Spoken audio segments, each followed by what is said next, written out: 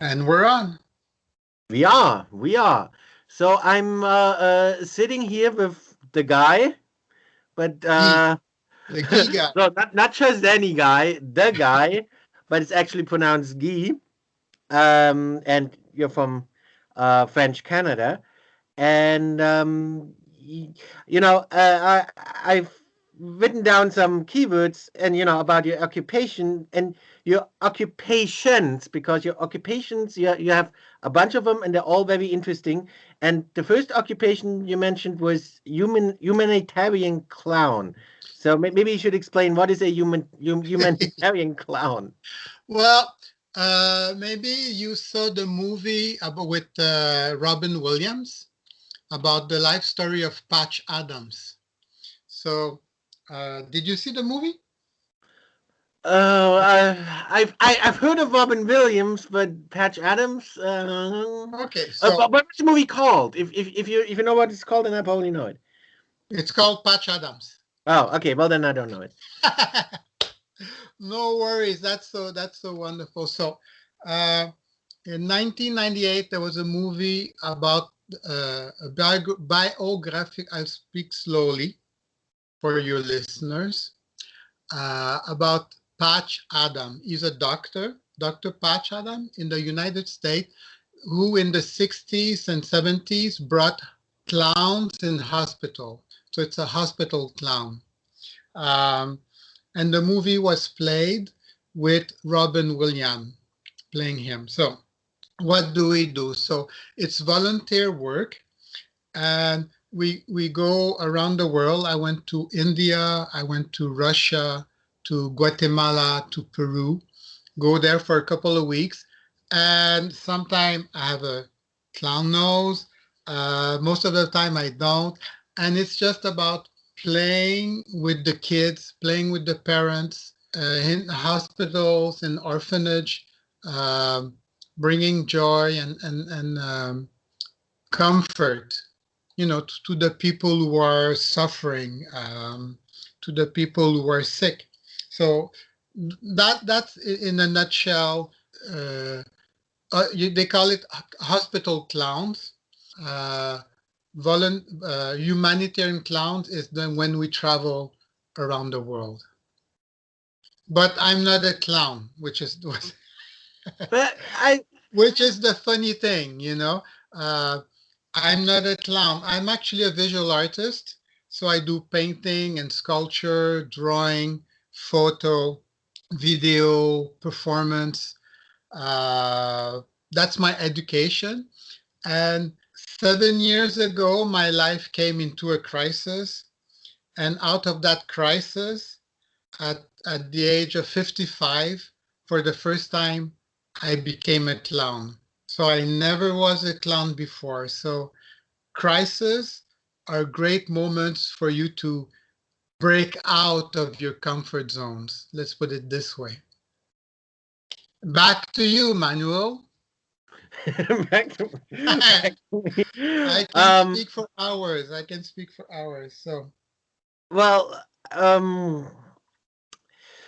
well, the reason, or the way we met is because you also mentioned something about dealing with trauma and with abuse and mhm, combating that and how to yeah, overcome that. And yeah, I find that very interesting because those are things that I had to deal with. And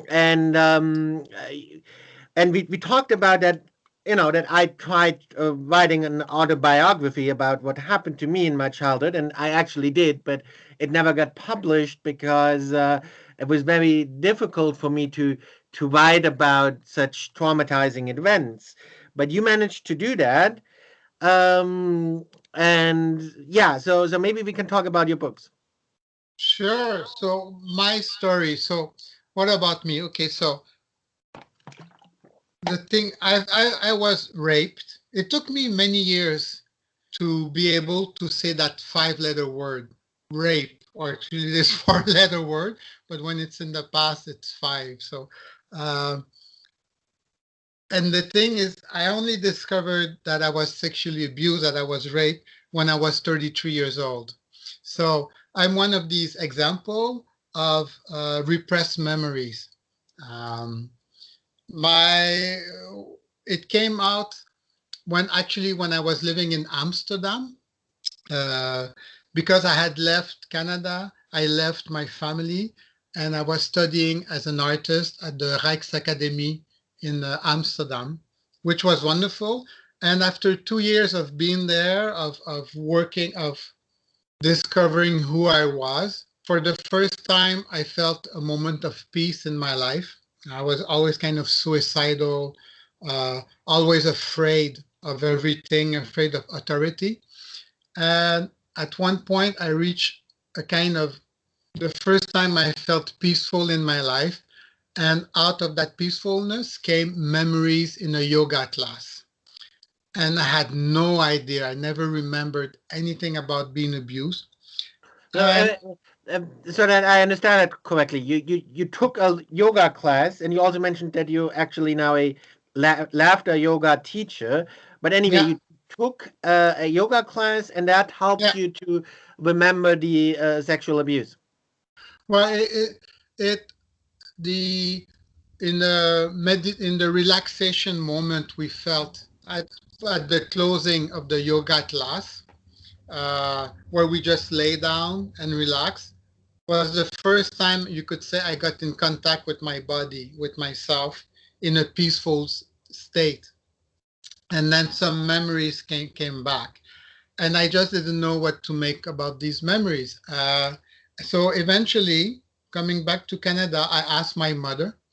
And yeah, she just told me, oh, yes, when you were 3 years old, uh, a cousin, a girl that was living with us, I caught her masturbating you in the while taking your bath. And I threw her out, and that was that. And she was living with us for 3 months. So she had 3 months to abuse me, to rape me, and but we never talked about it. I never knew it happened. So, but that was the first thing, and then as life went on, then I uncovered that I was raped at scouting at 8 years old, at during a scout. How do you the scouting? How do you call it? The scout movement? Yeah, but Boy Uh, Scout. Boy Scout, Boy Scout. There you go. And there I was. I'm sorry for your editors, but maybe you can say, be warned of the subject matter here might be difficult for you Oh today. yeah, yeah. But that's with all of my videos. Okay, so so there it was a group rape by the camp counselors. So it was male, all men group rape, and other things that happened to me. So, but basically, my story is that I never knew about it, and it only came back much later, and that's when I talk about the wisdom of the body. The body is gonna bury those memories until you're ready for them.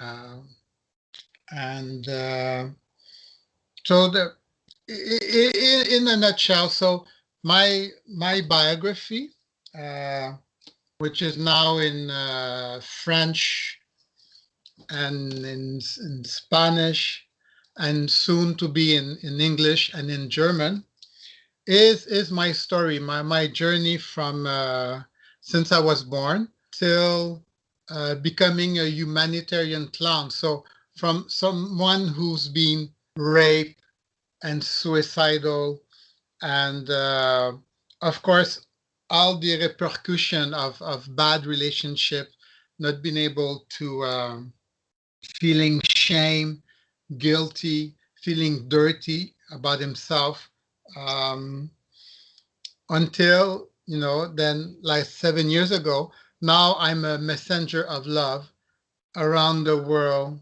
to help people heal. So my message is that it's not only possible to heal the effect of sexual abuse, not only is it possible to heal, but you can actually overcome them and start your own life to your own personal life purpose and life's mission. This is what I teach now. That's my second book coming out next year. It's called The Three Tools. And the three tools are listen, love, and create. And this is what I teach. I teach people how to listen, how to love, and how to create their own life. So that's in the near future. I'm on the manuscript now. What's your book called in English? Oh, sorry. Uh, Actually, the in English is going to be Love's Healing Journey. You're right, huh?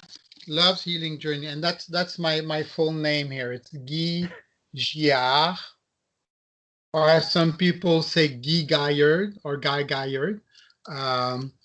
And if you just go to my website, guygiard.com, then you get videos and yeah. So it's gonna be called Love's Healing Journey, and it's the first one is called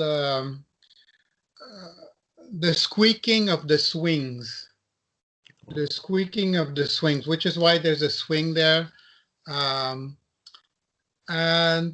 the English version is the total rewriting of this version yet. So it's more or less the same, but I've just taken away a few stuff, added away a few stuff, and but it's the idea. And there's me with some of the kids in Peru, and here with Patch Adams. So it's paperback, hardback, ebook. It's all online now, French and English. So you actually met Patch Adams then? Yeah, I traveled with him. Yeah. It's actually gonna be his birthday tomorrow. He's gonna be 76, and yeah, he's amazing. He's somebody who's giving you the opportunity, because to be a volunteer clown, you don't have to be a clown. You could, Manuel, you could just go and be yourself, one. It's not paid, so it's volunteer, so you pay for your travel and everything. But it's just about giving love. It's just about playing with the kids, playing with the grown-ups, with the parents. Yeah.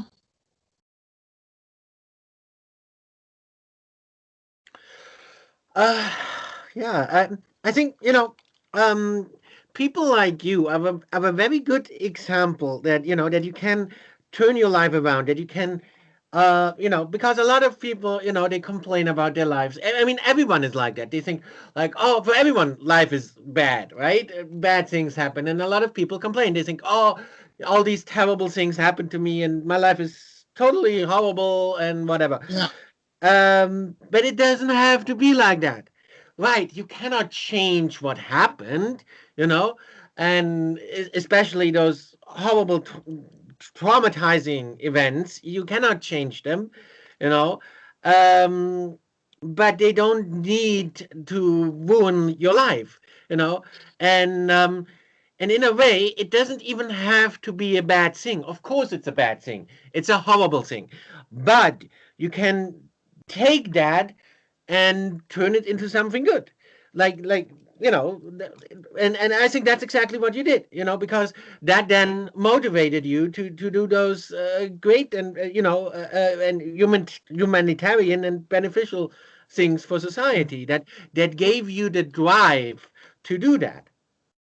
Well, it's kind of like the chicken and the egg when you say this, which is like, did I need was the abuse a source of inspiration for me to become a healer, Or was it because I was a healer that the abuse is kind of irrelevant to my journey? It's like, and I know you could say I'm controversial, the same way that Patch Adams is actually controversial when you meet him, because he talks about a love revolution, which is true. You know, it's like we live in a capitalist society based on owning stuff, and I'm part of the movement of saying that actually first we need to connect with our inner self, with our love.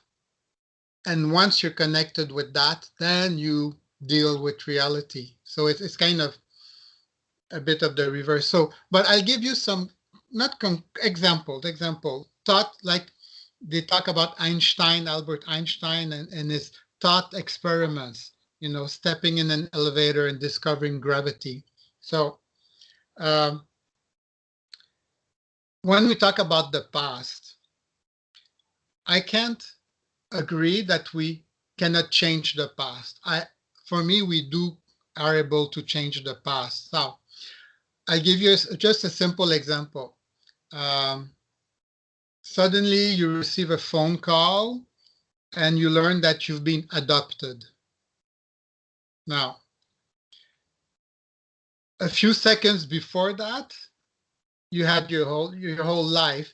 The moment you know you've been adopted, it's like, oh my God, it's like it sends shockwave all through your past. All your past has a different interpretation. All your past has a different meaning because you can't look at yourself the same way anymore. So the abuse, it's not so much the factual thing that it happened, but the interpretation of what you're making of it. You know, the person who abused didn't care about you. So he didn't abuse you. He just abused the puppet that was there at that moment in time. So it has nothing to do with who you are, you know? And once you understand that, say, oh, you mean it's not about me? You know, it never was about you. You were just there. That's all. So what they did has nothing at all to do with your esteem, your beautiful person, with who you are. So that's what I call rewriting the past. Because as long as you think, as long as you hold on that it was me who was there and it was about me, yes, you cannot change the past. But when you get it, and it's really like it's not easy in a sense. It's simple, but not easy. Let's put it this way. But when it goes ding, when you get it, that it has nothing to do about you. You were just there. That's all. Right. You know. Anyway, that's just one step. I'll give you. I don't know if you know about Alan Watts. Um, it's a kind of philosopher in the 1960s. So how I heal myself, because basically I healed myself by myself more than therapies and stuff like that, was through writing my journal. So like I said, I've been writing a journal for 40 years and reading. And one of the philosophers I found was Alan Watts. And he talks about the past, like if you have a boat going on a lake, the what you call the wake behind the boat. You know, there's the boat, and behind you have the wake. That's the official word. But anyway, the troubled water behind. Then he asks you this very simple image. He says, "Is it the wake behind the boat that's pushing the boat, or is it the boat that's creating the wake?" So to the present moment, which is the boat, which is who you are today, this is what's creating the past. It's not the past that's creating you. Now, in one word, this is where it kind of chokes you a bit here. Is talk about responsibility, because it's not about being guilty of, but it's just about saying, I am responsible for myself today, for my body, for my thoughts, for my mind, for my actions. The past is totally irrelevant. The past is gone, and the past has nothing to do with you. The repercussions of the past is what you have learned and what you have not learned. What tools you possess today as a person and what tools you don't possess today as a person. It's so when I give talks, when I do workshops and I help people, it's all about, like I say, listen, love, and create. It's about what tools do you need today to become aware of yourself, because you have an amazing power to change your life. It's so crazy how much power we have. And with listening, you get back your power of self. With love, you get back the choice. How many times do we say, I don't have a choice? How many times do we feel, oh, it's not my fault, I can't do, or, choice? And the third step about creation is liberty, because we have the liberty to do anything we want at this present moment. But that's kind of scary, because there's so much power, there's so much freedom, there's so much. So it's a gradual, step by step, you could say, to get there. But I found that, I'll finish with this because I'll let you ask questions now. But most healing programs, they talk about forgiveness, which is good. But forgiveness for me is half the step. It's hard enough, I agree, that you forgive your mother, forgive your aggressors, forgive the people who raped me. That's hard. But actually, what you need to do is to forgive yourself.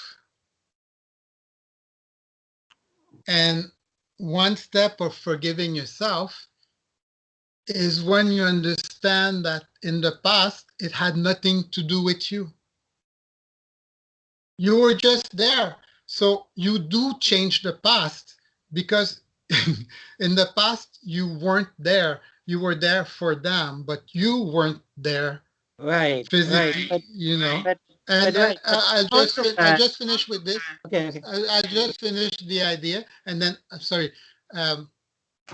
So forgiveness is for me, it's a halfway step. I like to go one step further, and that's to forget.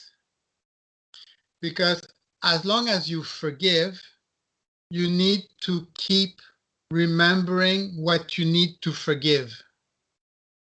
So as long as you forgive people, you keep hanging around the stuff. I've forgiven you. But even for you to say that phrase, you still have to carry it. And I believe, you can actually forget. And forget is about regaining your power, regaining your choice, your freedom of choice, and your liberty. Okay. Yeah, I totally agree, and it's very good. But I just feel, I understand what you mean. But Uh-huh. because of some of the words you used, I feel it's maybe, especially for people who are still struggling with their abuse, they might be prone to misunderstand what you mean, because they might think, oh well, he talked about forgiving yourself, and but if they still think that they actually did something wrong when something bad was done to them, and that's kind of the thing. A perpetrator will do that. A perpetrator won't say, well, I'm the bad perpetrator and I'm doing something bad to you. He's going to say, no, no, no, it's all your fault. You're the bad person, right? So, and if someone still thinks that, and if you then tell such a person that they need to forgive themselves, they might misunderstand that and think that they've done something wrong. But you explained that. You explained very well that, of course, that's not the case. They didn't Yeah. do anything wrong. It's not, it's not their fault. But I just wanted to repeat that No, to make that and clear. I totally agree, because actually in French it's tiny bit not so much easier, but in French to forgive is translated in pardonner. So the pardonner, that's the word. And actually explain to people, okay, I'll do two things. First of all, to not forgive is the same as drinking a poison, hoping to hurt somebody else in front of you. So to not forgive is the same as you drink poison, you hurt yourself in the hope of hurting the other person in front of you, the person who abused you.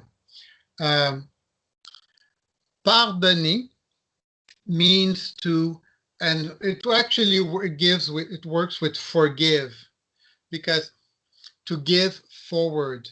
Pardonner means take what belongs to you and give back what doesn't belong to you. So what doesn't belong to you is their violence, is their abuse. That doesn't belong to you. So stop being responsible for their violence and start being responsible for what is part of you. So give back what doesn't belong to you and give yourself what belongs to you. What belongs to you? Good rest, good nutrition, maybe exercise, good reading, good thoughts. Do you get the idea? It's like, as long as but I agree, it's not so much a concept of easy. It's like smoking. I used to smoke for, I don't know, 20 years or more, and it's hard to quit stuff. But at one point, I understand that you never can quit something by saying no to it. That doesn't work. You must find a yes to something more. So you don't quit smoking because it's bad for you. That's no good. You say yes to eating well because it brings you joy. You say yes to sleep well because it gives you joy. You say yes to having walks. You understand? It's, and that's when I say about, that's what I talk about, listening, loving, and creating. Now, very concretely, when I teach about listening, what does that mean? It's three things: accept, validate, and um, accept, validate, and it uh, it just skipped out of my mind now for now. But basically, as a child, were you accepted for who you were? No. Were you exactly? So thank you. Thank you for speaking for your heart. So that's what I teach. I say you cannot accept the abuse because you've never learned the tool of what it is to accept something. So it's the two sides of the coins. So if as a child, of course, I was never validated. I was never accepted. The third one is to celebrate. So basically, just imagine you have a child. So a child says something. Are you going to just say, oh, you are saying this? Okay, that's accept. You are, you don't judge. You say, okay, step number one, accept. Step number two, validate means, oh, is you are saying this? Is this what you are saying? Is it is this what you are saying? It's like you confirm what you're saying. And the third step, when I call celebrate, is to say, wow, you are an amazing person, child, because you say those things. Just the fact that and these people who were abused, and you don't even need to be sexually abused, but just general um, abandonment issues. It's just so as a child, when you start to feel what it is to be accepted, to be validated, and to be honored. That's the word I was looking for. Oh, look, my child is coming into my room. Wow, I'm honored. I'm proud of who you are. So that's the tree. I can I can feel you, Manuel. It's moving stuff. I get it, but you can see it in my smile, in my joy. It's like when I uncover these things, and this is what the past does to you. So you can change the past because the past is about they did their stuff. It had nothing to do with you. Nothing. So your past suddenly changed. The result is what have you learned and what have you not learned? And just, you can bathe in this magic of saying, oh, I'm accepted just for who I am. I don't have to prove anything. I'm validated. Oh, you think this? Wow. I don't say it's good or it's bad. I just say, oh, okay. And I'm so happy you are here with me now, And that's just that's just the three, that's the three steps in to listen. And then there's three steps into love. And then there's three steps into to create yourself. Um, but I think now you get a feeling of what I say about yes. I mean, when you don't know, when you haven't learned that it is allowed to accept, to validate, and to honor. But now I'm saying, Manuel, how does that taste to you? I'm asking you now, how does that taste to you, those feeling of acceptance and validate and honor? How does that feel? How does that make you I mean, feel yeah, to I was struggling, thinking about how it tastes. Uh, well, of course, it feels good. it feels good. So then just to keep at that basic level, those three things feels good. So now I could say, well, you have a choice.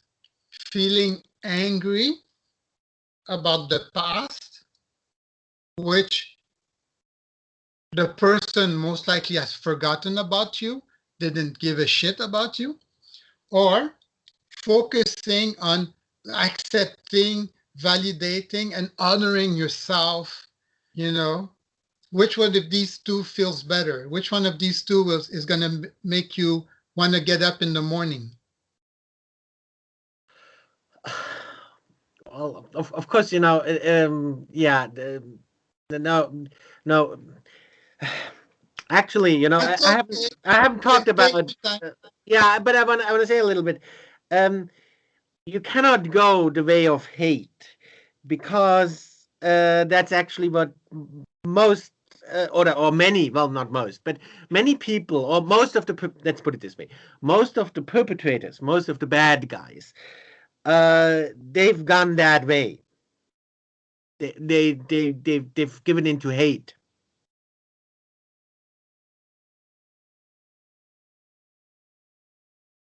Yeah, and well, so I'm not sure where you want to go with this, but again, my point of view uh, is what can I bring in the world today?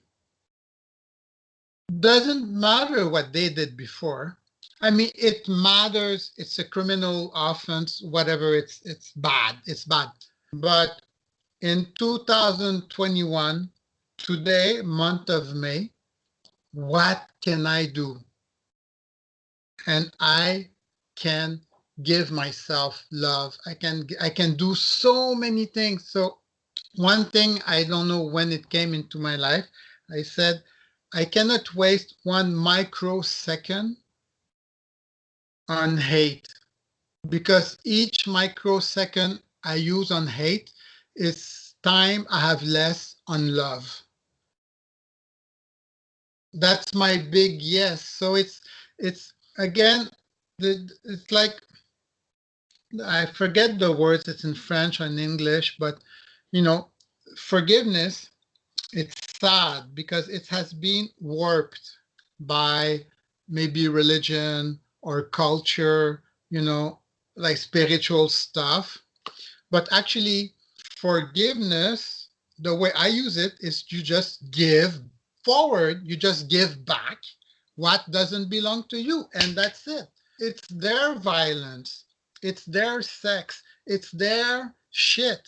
So you can say, thank you. Thank you for giving me your shit when I was young and I was defenseless. Thank you. Well, fuck you. I give it to you back now, and I'm going to go and live an amazing life. Like they say, I don't like that word, but still, the best revenge is to have an amazing, wonderful life. The best, um, it's not to hurt them. They're hurting enough already.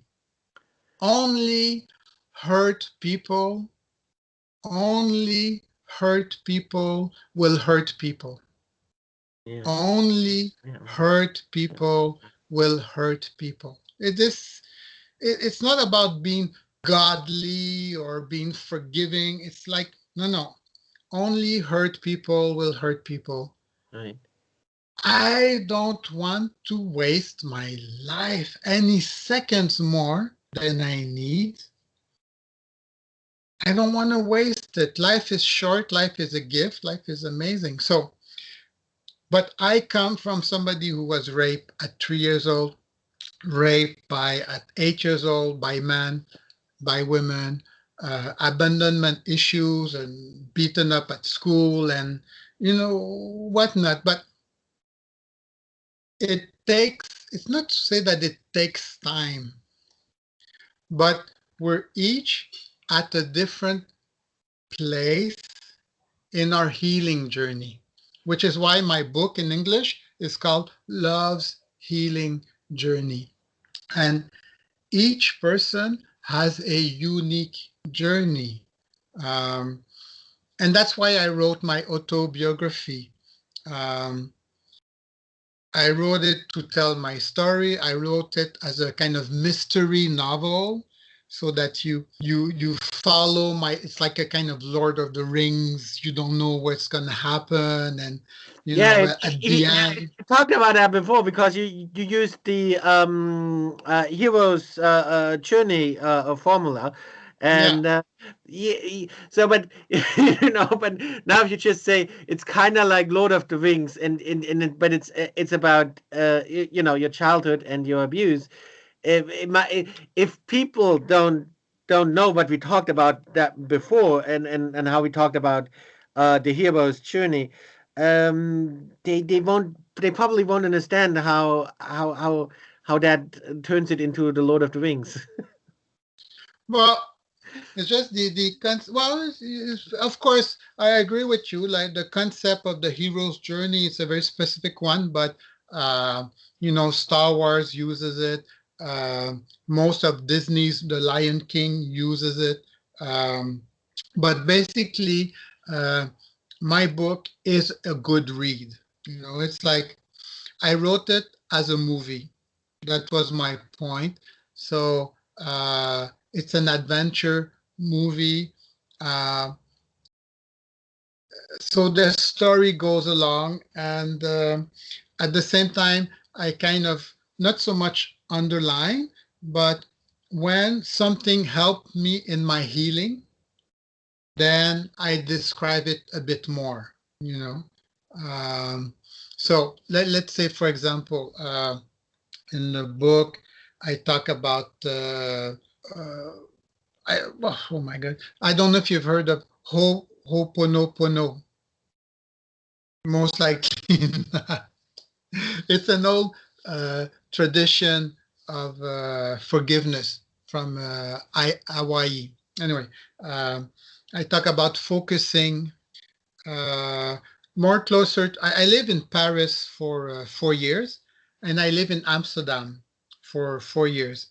And in Paris, I did something maybe in Germany people might know, which is called the Vitto's method, Vittoz method, which is very unknown around here in America. But so in the book, I describe a few sessions of, I do EMDR. Anyway, I'm just giving you names like that, but just to group meetings, like Alcoholic Anonymous. So when you read the book, you follow me going through these different, not so much the trauma, but the healing process, making a point of describing what it brought to me, what it healed in me. Yeah, I'll stop here because there's so much to say. Is your book already out? Because now I want to read it. Is your English? Yeah, now the clown is back.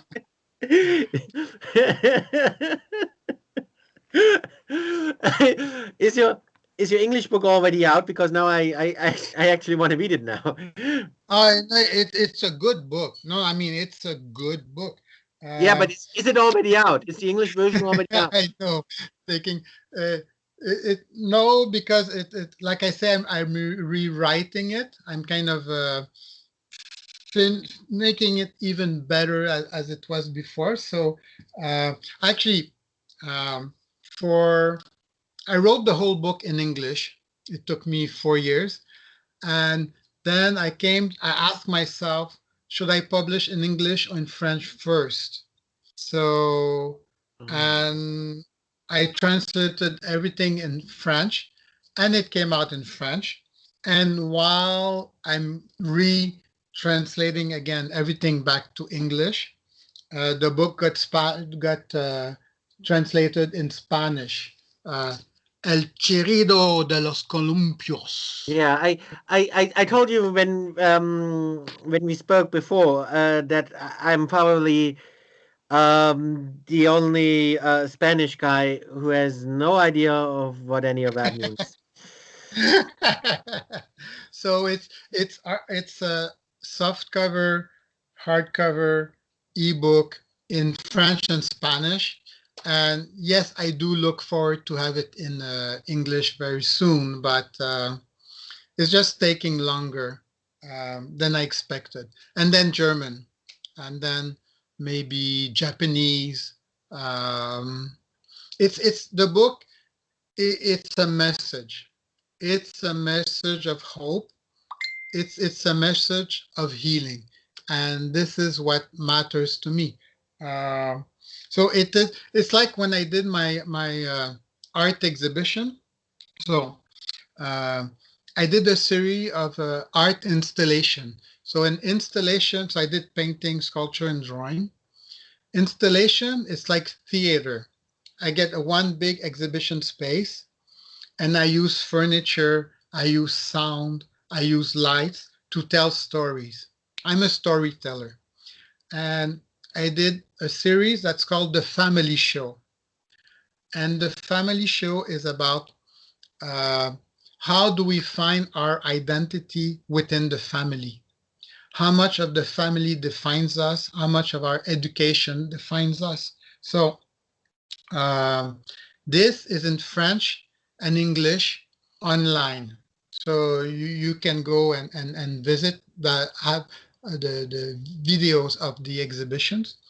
And then I did a show which was called On the Other Side of the Bridge, um, which is about my life story from 0 till 33. And then that was on the wall of a gallery with photos and text about my life of having been abused, you know, written in the how could I say, in 4 languages, but written in a simple.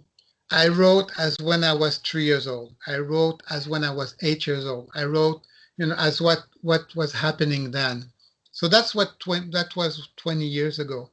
Um, You know, I, I yeah. just So I just thought of something. I just haven't had an idea. Thanks to you, because I told you before how I was struggling with writing my autobiography. I wrote it, but it was never published because it's not a good read. Because I didn't use I mean that's one way to the way you wrote it. That's one way to write it, but I didn't use any way to write it. I just it was very difficult for me to put it in a narrative form that's readable. So I wrote it all down, but it's not very readable. Um, and now I just thought that's actually an interesting angle. And I should I just thought, hey, that's it. That's what I want to do. I want to that I mean it's a bit unusual, but I think it would actually work for me. I'm gonna write it as if because I thought the solution would be that I don't have enough distance, that I need to be because those were very traumatic events. And I thought, to make an interesting book out of it, the narrator needs to have a distance to the, needs to stay distance from the events. And that's very difficult for me to do when writing a biography, an autobiography about having been sexually abused. Um, but now I think that's actually a fascinating angle, and I think I'm actually going to try that. I'm going to write it as if I am, I'm not gonna give it more distance. I'm gonna give it less distance. I'm gonna write it exact. as if I am, as if it's happening right now, as if I am Yeah. that child that I was Yeah. back then. And I think that's Yeah. actually gonna make it very interesting. Yeah. Yeah. And I think it's very important. It's like there's the how could I say? There's the content and the container. So the content is what is inside, and the container is what's holding it. And it's not a sacrifice to have a structure. So I agree with you. Go totally personal, no distance. We don't need distance, but you do need a structure. The structure is where you hold the hand of the reader and you're helping him coming along your story. That's the structure. So, like I say, I use the hero's journey as a structure. Uh, you could use the tarot cards as the journey of the fool as a structure. Doesn't matter which structure.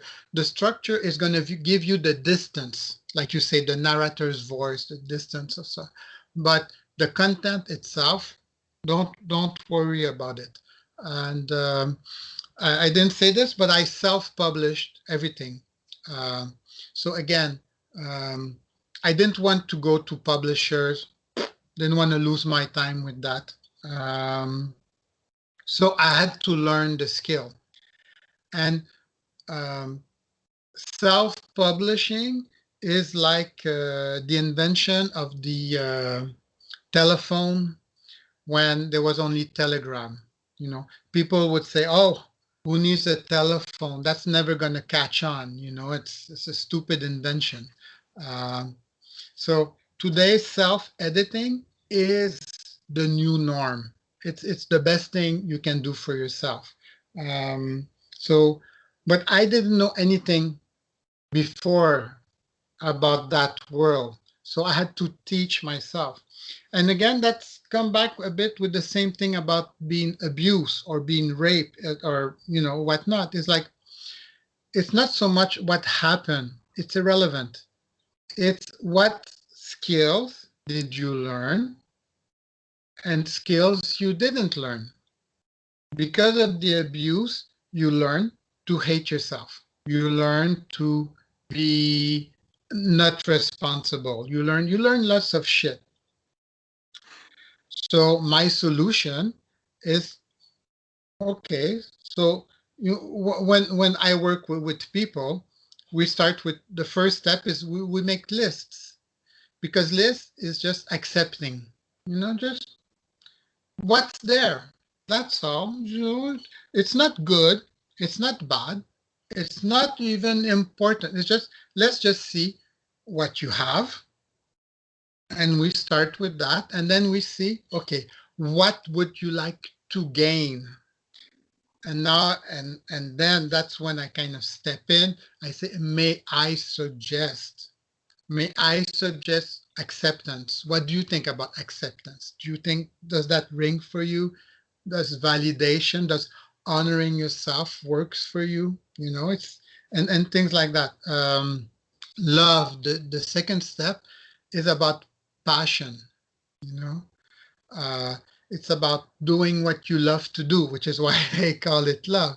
Because most likely people who dissociate, who lost their self, who don't honor themselves, no longer know what they want to do with their life, no longer know what is their purpose in life or what is their feeling in life. So the second step is about reawakening your passions, and your passions might be astrology, astronomy, writing, traveling, you know, all the things that you were never encouraged before, you know. So that's like in the end. Yeah, actually, now that I think about it, it kind of makes sense, you know, the way you're dealing with things and that you've become a clown. Um, I mean, uh,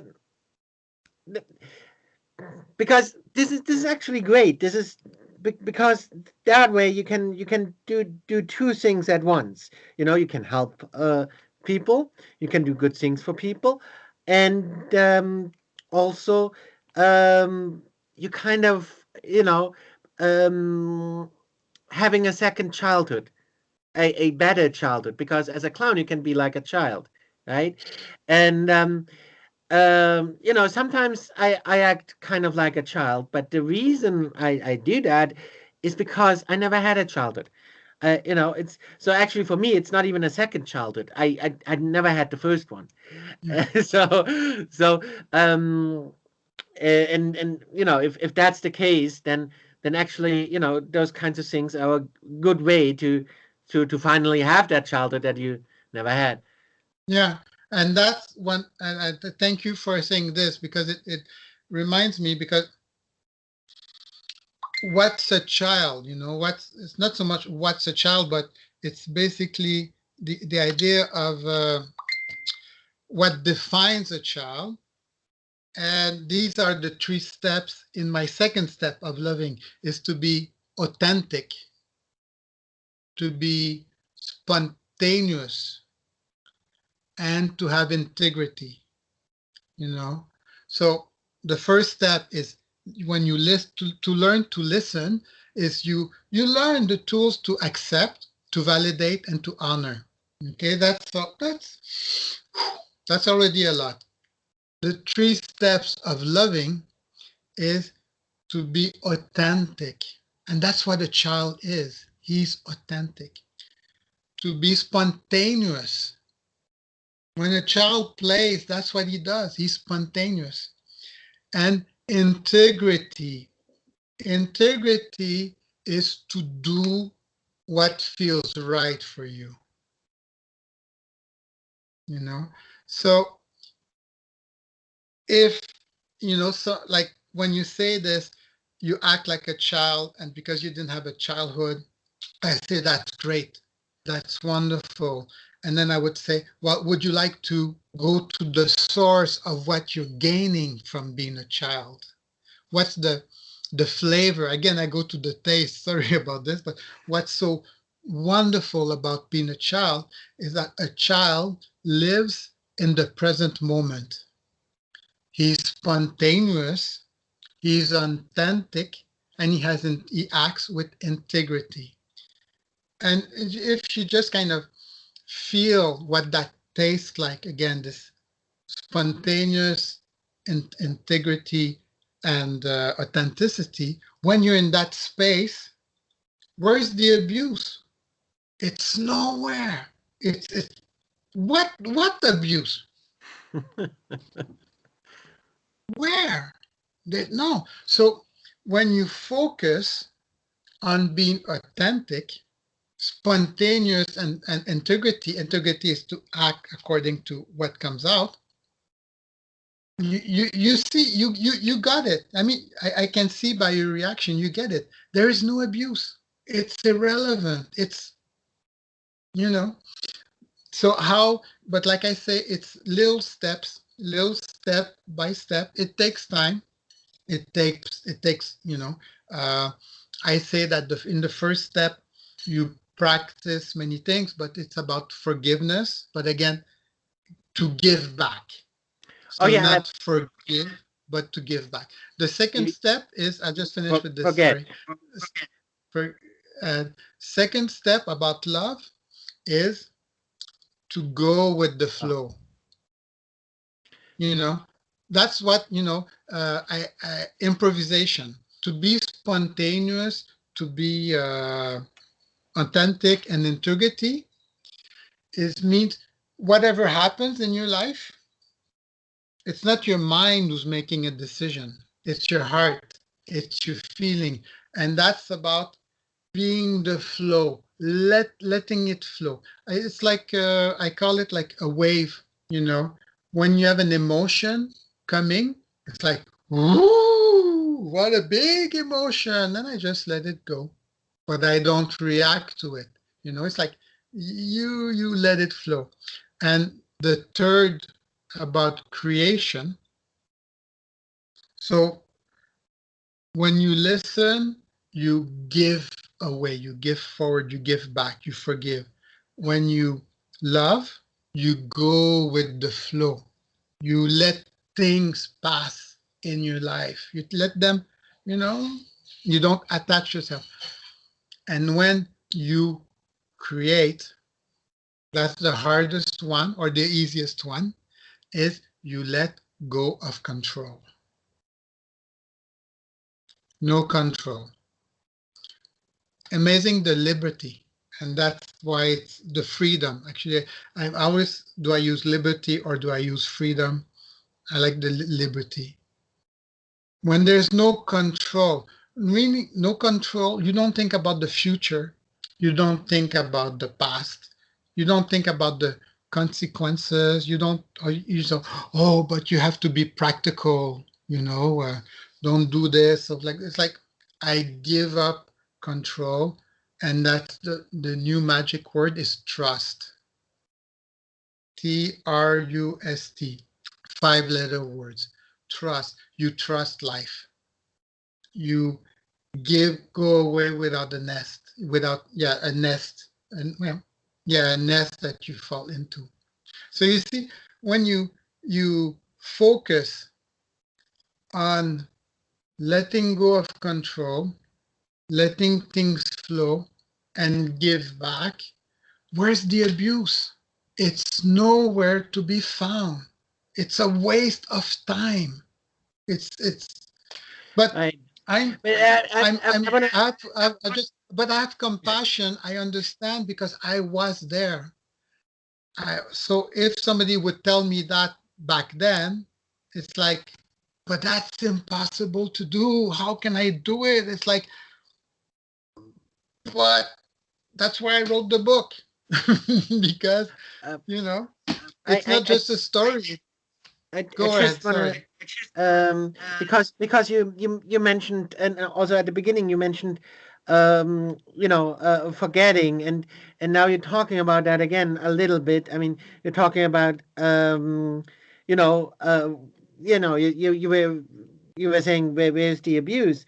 I just, I understand what you mean, and it's very good. I just want to make sure that people don't misunderstand it and think, oh, the solution would be to just, kind of ignore what happened and just, keeping it hidden, keeping it in the subconscious, because of course that's not the solution, right? And that's not what you meant, right? So I just wanted to make Exactly. No, that clear. no, thank you. And because ignore, I would be curious to look. I love to look at etymology and to look at the roots of words. So, because it's ignore, so I don't know what it means. I know what it means, but again, yeah, um, because the three things that we are taught in society, and again, it always goes with listening, loving, and creating. The the what our environment, um, it's not what we have to fight against, but what we have to be aware of is censorship. It lies, and it's threats. So censorship, so ignorance is self censorship. It's sad to say, but when you ignore, is you actually censor yourself. Is actually uh, we live in an environment, you know, censorship, to focus on that word censorship. When you're censored, it's totally the reverse of don't accept what is there, don't validate what is there, and don't honor. It's you censor it, you get it out of you. Um, it's like any situation. It's like first they censor you, then they lie to you. It's like okay, so uh, when I discovered about my abuse and I tried to talk about it to my family, my brothers and sisters, okay, first uh, they didn't want to hear about it. So first they censor me. Okay. After they say, okay, you say it. So step number one, okay, you say it, but it's all lies. It's all lies. It's all lies. So first, like, okay, it's there, but it's lies. If you fight back and you say, no, it's there and it's not lies, what's the third step they take? Violence. if you don't shut up, we'll do what, we'll never see you again. We'll hit you. We'll whatever, So these are the force we're dealing with. So I'm happy you brought up the subject of ignore, but it's not the concept of ignore is not something that's born from inside ourselves. It comes from the environment. So if you were abused, and not I'm saying if you, in the sense you were not, but if a person is abused, the first barrière, the first stop, the first wall he faces is censorship.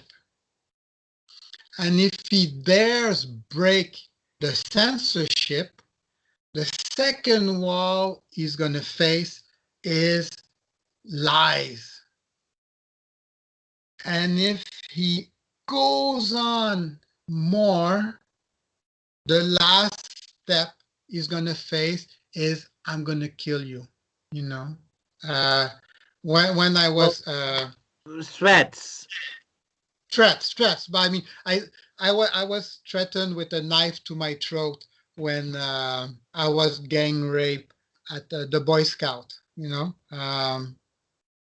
one of the reasons why my body, like I can smile about it because it's fun, why do I say it's fun? Because my body is wonderful.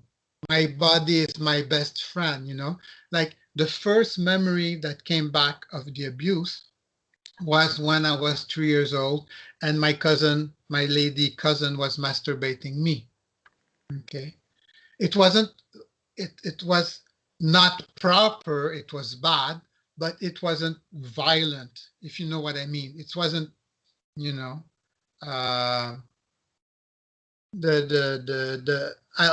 have to read the book to see how that scene finished with my mom and the cousin.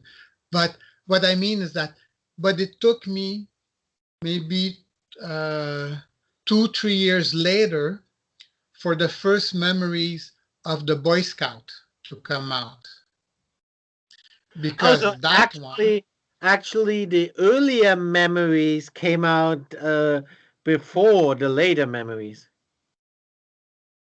Yeah, but and I like the way you say it like this, but it's actually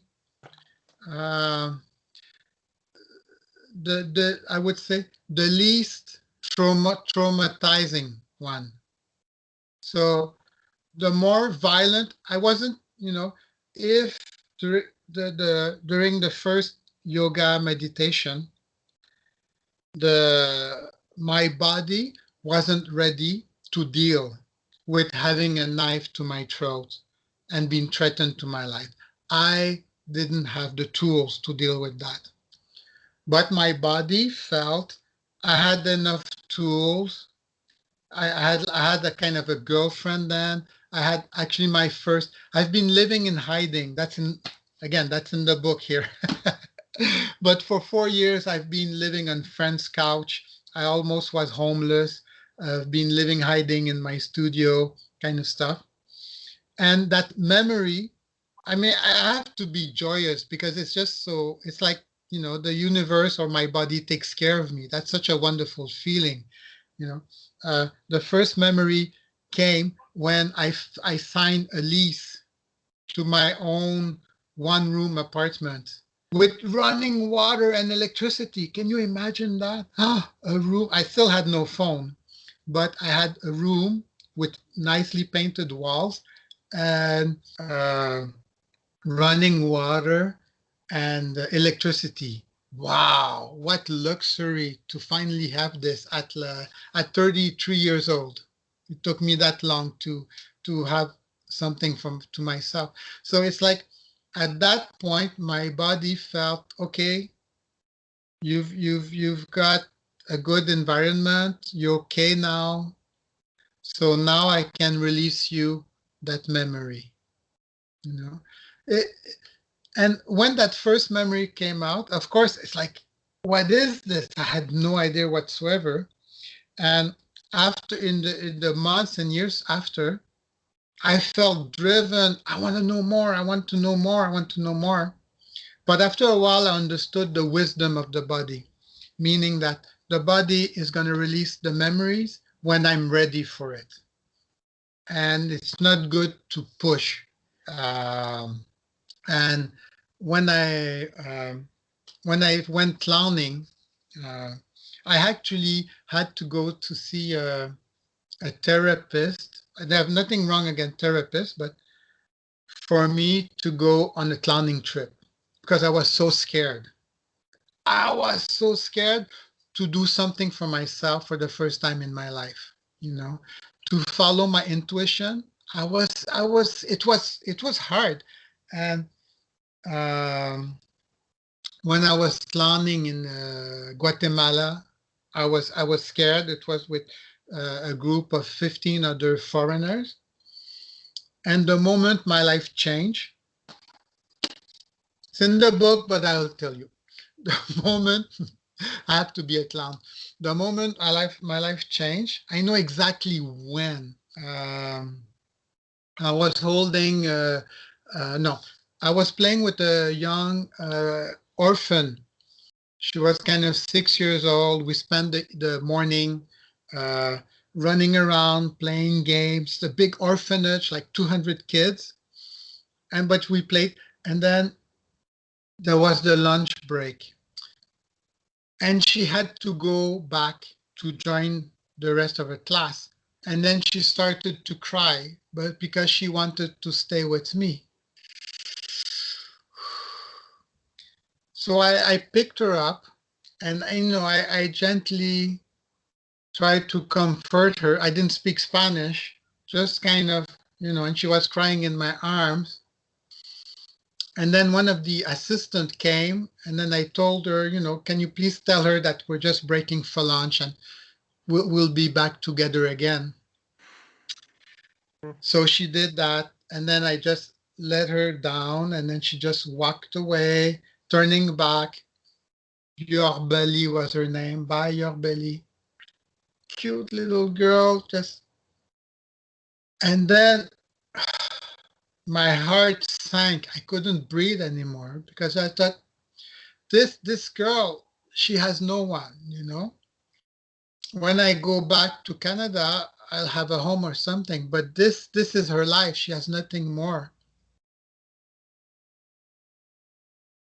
And then I just felt totally hopeless. And then I just like felt like there was a big vacuum, and I just was falling in the blackness. And as I felt and really feeling my sadness and hopelessness, I suddenly I just thought maybe I can't, change your life. But when I'm here, I'm going to give everything I have to you.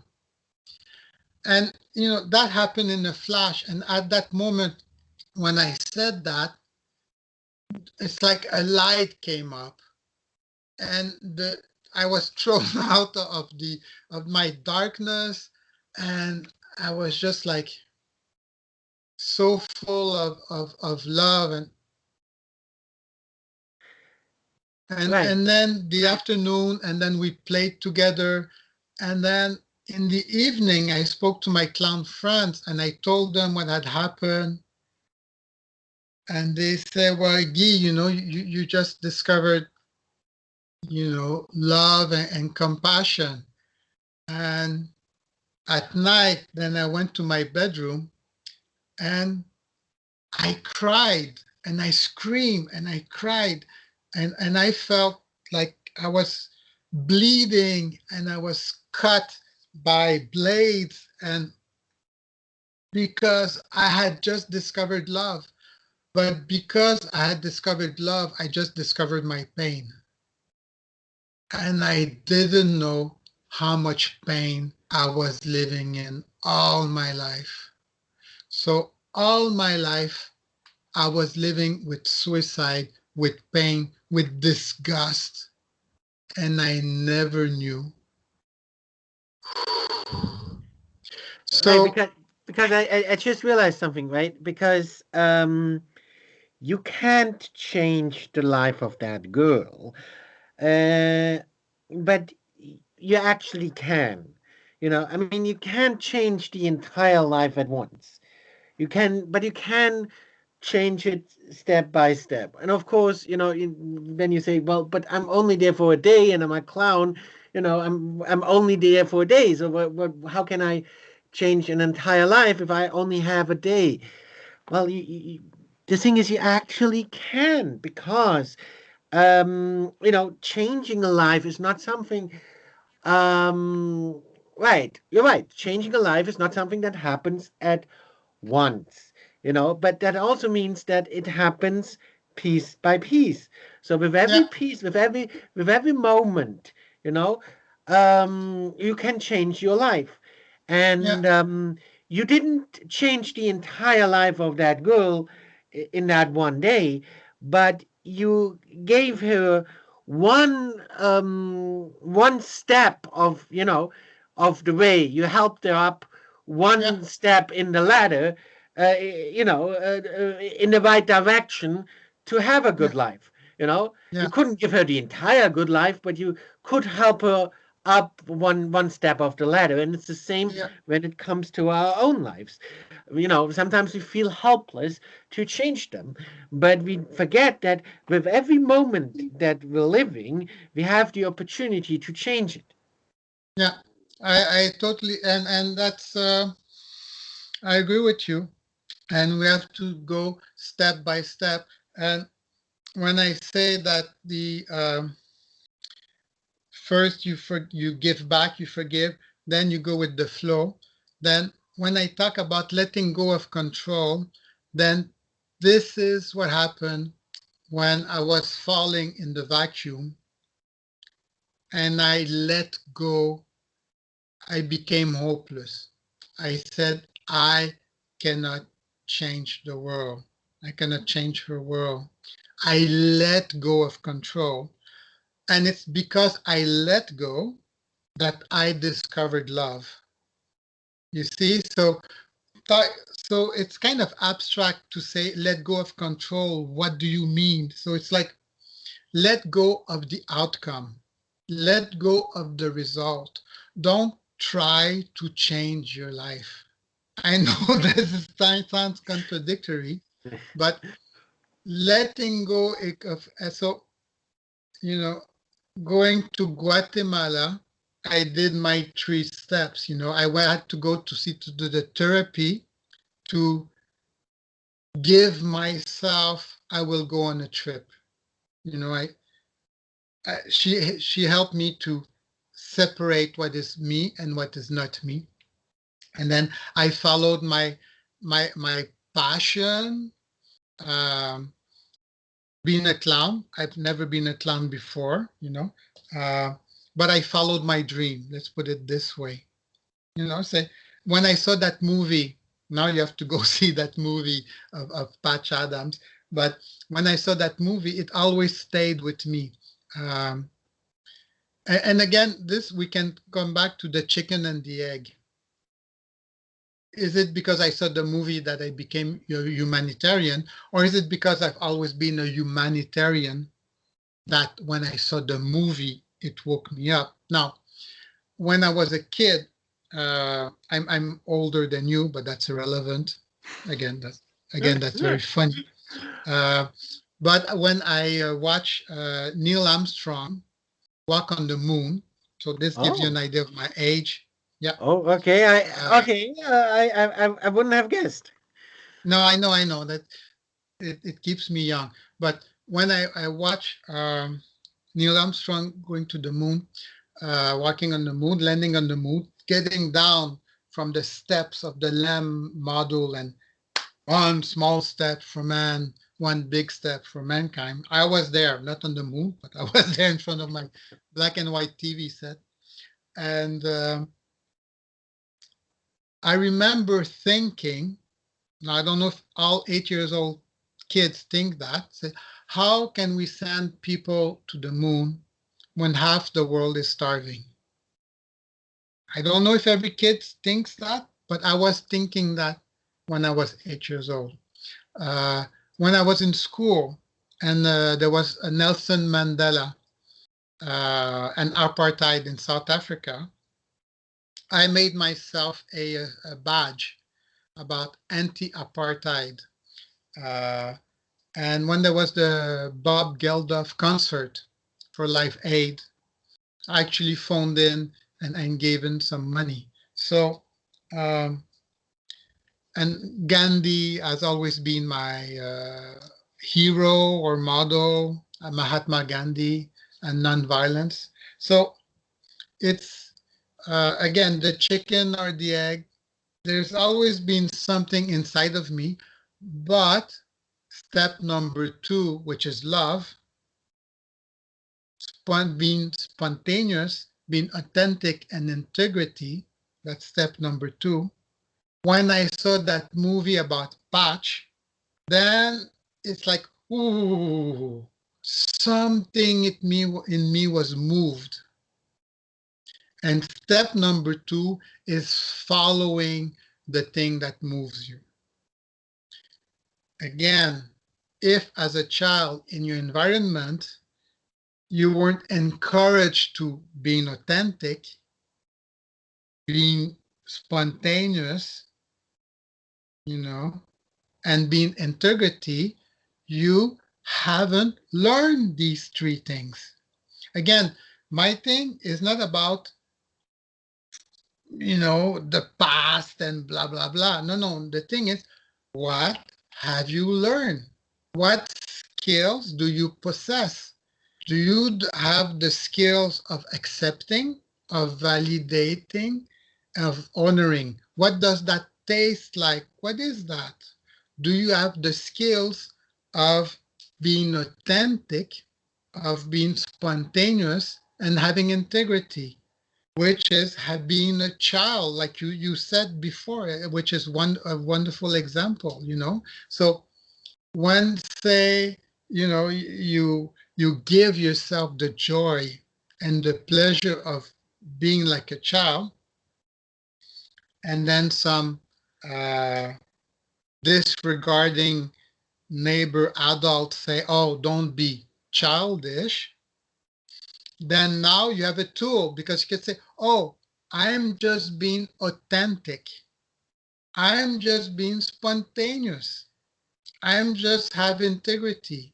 Why do you call me childish? I'm just having fun because I like having fun. What do you do for fun? Oh, no, don't do fun. There's the movie The Wall, Pink Floyd, The Wall.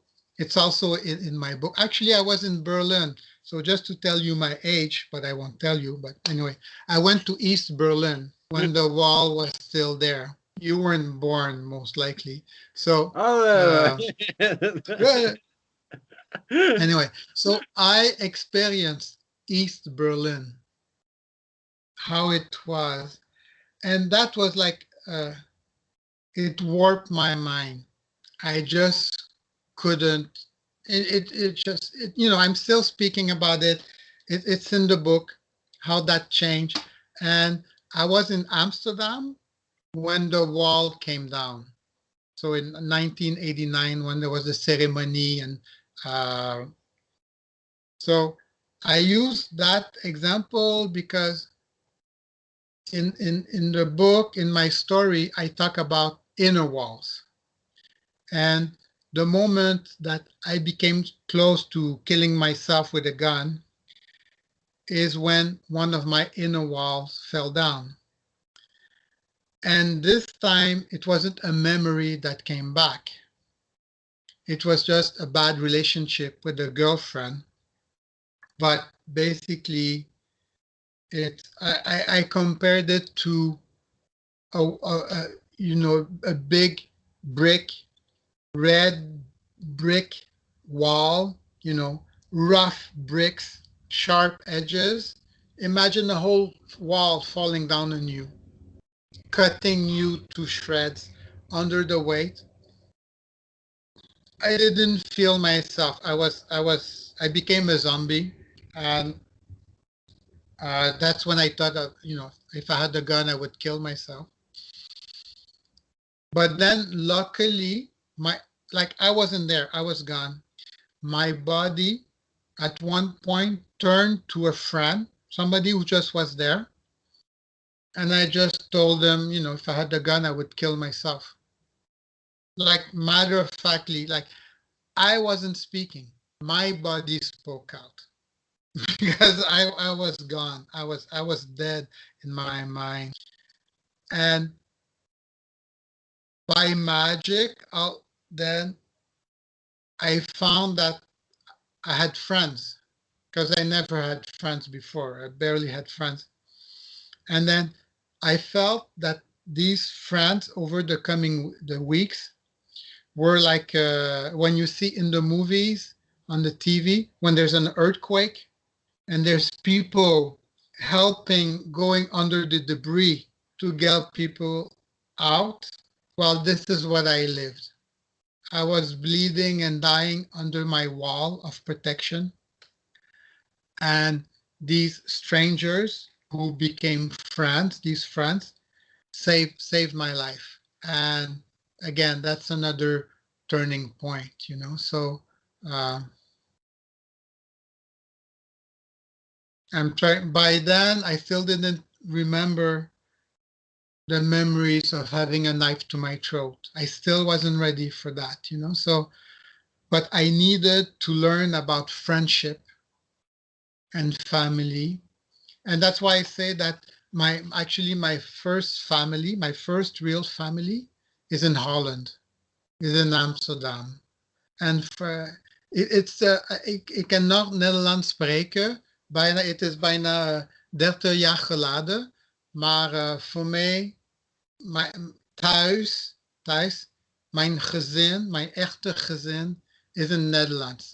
Maria, Erwin, alle deze mensen. So ik begrijp een beetje Duits ook.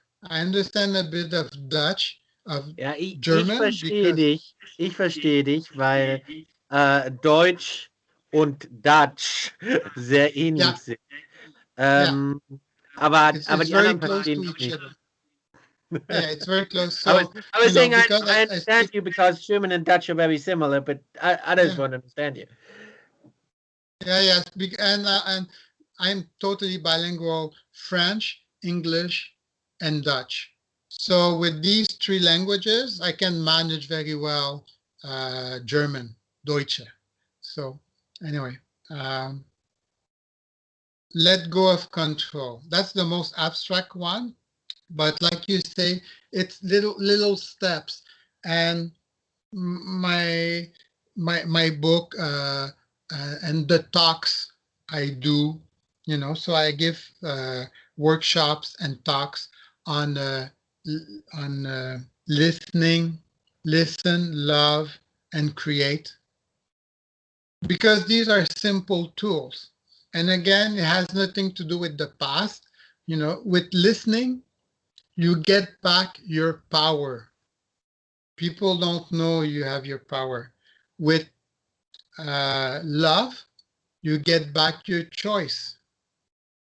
And with create, you get back your liberty. I mean, once you get, I mean, so I think we've said enough, and your listeners are gonna get bored by now.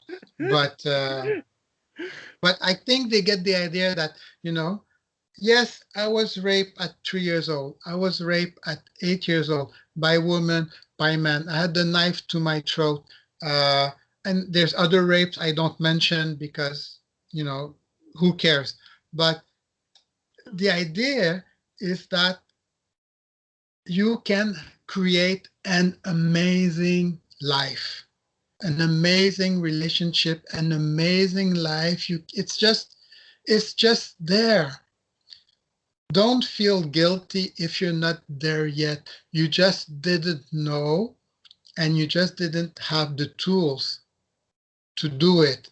And this is why I'm writing the book, and this is why I'm self-publishing it, because I don't want it to be censored or edited. And I'm publishing it as in many languages as possible until I have no more money, no more penny. And so the first book is my biography, and the second book, which is, I guess, next year then, will be Listen, Love, and Create. So it's going to be very specific method of gaining back your power, your liberty, and your choice of life. Anyway, that's my project. That's my gift to the world, if I can say. It's the best gift you can give. You know, so why should I care if I've been abused? Jesus, that's just a waste of time. Yeah, I think you get my point now. You know, it's like, but I didn't get there the first, in the first time. You know, the body, famous last word, the body loves you and the body takes care of you. It knows what's best for you. Listen to your body, love your body, and create your body, meaning give it what it wants. Oh, and last thing, not to leave everybody hanging. So listen. Oh, maybe I make you work. So what are the 3 things of listening?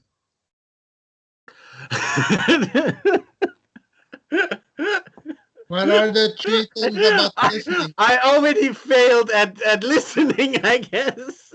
No, I am listening, but I know, but it's a lot of, okay. Listening is accept, validate, and you know the third one? Start with the H.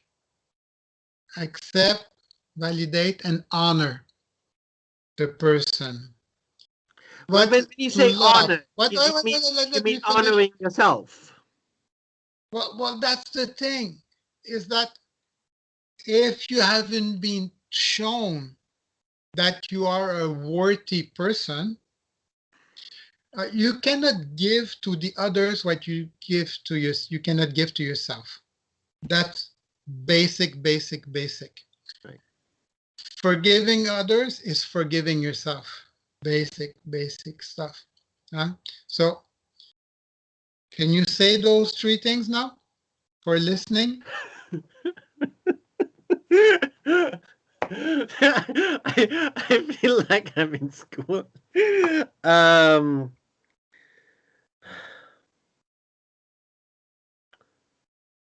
Well, so the last one was honor. The one before that was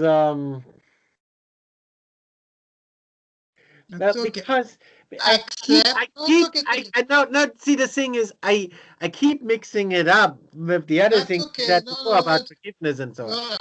Well, we'll make a summary so people can go. Actually, they can pause the video, and I often do that. But accept. So when you listen, first you accept, then you validate. Oh, is this what you said? And then you honor what you said. Oh, you said this? Great. So what did you say? Is this what you said? Oh, that's great. Okay. Second, love is spontaneous. The clown shows through. authentic, and integrity. Okay. The last one, so it will have a complete picture. So how do you give up control? Is what I didn't tell you. So is create. How do you create? Is instinct, intuition, inspiration. Okay. So you see the first. Now that you have the image, the first 3 about listening is about what is there, what exists. You know, you listen, you validate, and you honor. It's there. It's okay. The outside world is there. Love is the inside world. Be spontaneous, be authentic, and have integrity. And the third one is to go beyond yourself. Use your intuition, use your instinct, and use your inspiration. Your inspiration can be so many, it can be a walk in nature. Uh, the third step has a lot to do with taking a break, having silence, uh, going to look inside yourself. It's not about feelings. So, and it's again, how much time when we were young were we actually told, oh, Manuel or Guy, oh, what what does your feeling things what does your feeling are telling you about this situation? What are your instincts? Tell me. What is your inspiration? God forbid, I mean, I never had any of these things in my life. So I had to learn. And being an artist, that's why I was able to get as far as I had. Because to be an artist, to make my art exhibition, I had to develop my trust into my intuition. So they me, instinct and inspiration. Okay. You know, that's why I said, I'm waiting for your book to come out, because I think this is fascinating stuff, and I think it can be very useful to people. But you notice that as well. Um, I am listening, but it's very difficult to remember everything. You cannot uh, uh, teach the content of an entire book, in a live. Well, it's not even a live stream because it didn't work, but in a video like this, you can't teach the entire Yeah, book. no, because that's just an interview. If this was if this was a workshop, I'm just giving you everything at once, in the kitchen sink, and I'm putting a clown nose on your face now. So Yes, there you great. go. Okay. Well, So that again. Do that again, and because I think that's actually a great. Okay, and then you do that, and then because that's a great way to end the video. yeah, but you're totally right. Like, so this is just a interview. But if this was a workshop or it would be a totally different structure. It's the same thing as with when you talk about writing your autobiography. As an interview, this is perfect. Lots of content, lots of heartfelt moments, lots of feelings. But you need to rewatch this and take notes for it as a workshop, for it to get the learnings from it. So you got a taste of it now. So So like actually, your book, the best way would be to buy your book. to buy your book and to go to my website. So that's my name. So just my name.com, guigiard.com. If you go there, you'll see the artworks. You'll see some of the writings. I have some blogs also here and there. I have interviews, video interviews from TV in French, from in English.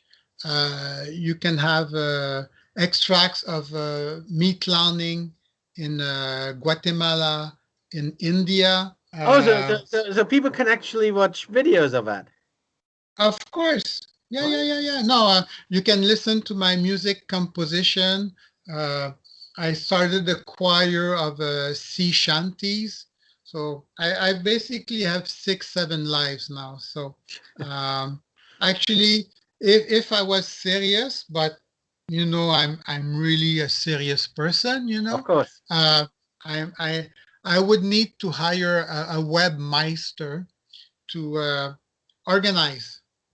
Maybe it's like your biography, because I got so much amazing information about my music composition, my writing, my book, my talks, my conference, but it's still not, it's too much information. The structure is not there. So I'm trying to simplify my website and stuff.